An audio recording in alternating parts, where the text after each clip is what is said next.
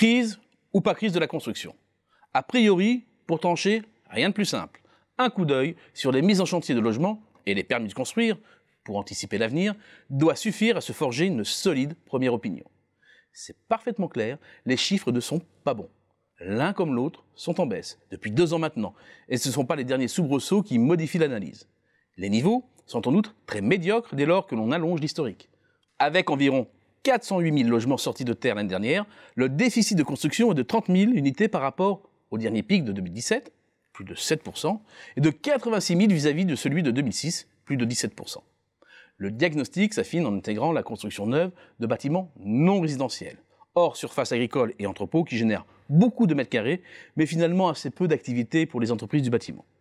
La tendance est moins prononcée que dans le logement, mais le niveau d'activité est stable, à bas niveau et très loin des sommets d'avant la grande récession. L'image renvoyée est donc celle d'une construction neuve globalement en recul. Côté entretien-amélioration, ce n'est pas là que se fait le cycle du bâtiment. C'est un marché relativement inerte, avec très peu de volatilité. Que ce soit au plus fort de l'accélération, peu avant la grande récession, ou au plus fort de la crise, le volume des travaux a évolué dans un couloir étroit compris entre 3 et moins 3% l'an ces 15 dernières années. Et la tendance actuelle est proche de 1%. Idem pour l'entretien-amélioration en provenance de la composante non résidentielle. Le problème, c'est que ces données, qui vont dans le sens d'un secteur du bâtiment en délicatesse, ne cadrent pas du tout avec le ressenti de la profession, notamment tel qu'il est mesuré par le climat des affaires de l'INSEE. À 111, l'indice est nettement au-dessus de sa moyenne de long terme, ne montrant quasiment aucun signe de faiblesse depuis 2 ans et se situe à 7 points seulement de son pic de l'été 2007, période durant laquelle les mises en chantier battaient leur plein sur les 2 compartiments de marché, résidentiel et non résidentiel. Quant au solde d'opinion sur l'activité passée, après un trou d'air fin 2018, il s'est inscrit depuis sur une pente ascendante et n'est pas si éloigné que cela de ses derniers sommets.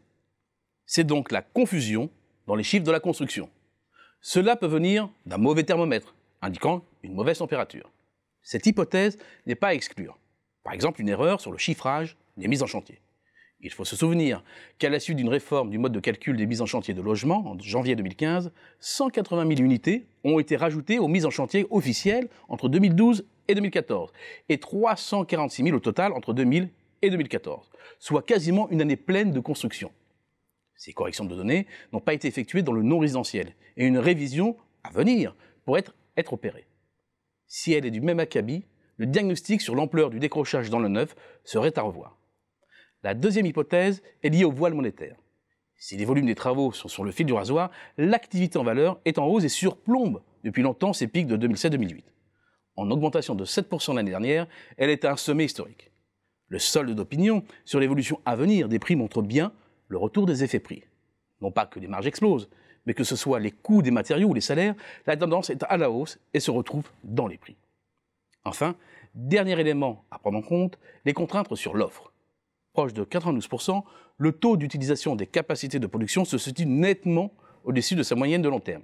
Dans le même temps, faute de personnel essentiellement, près d'un entrepreneur sur 2 signale toujours des goulots de production, une part bien plus élevée que la moyenne de longue période.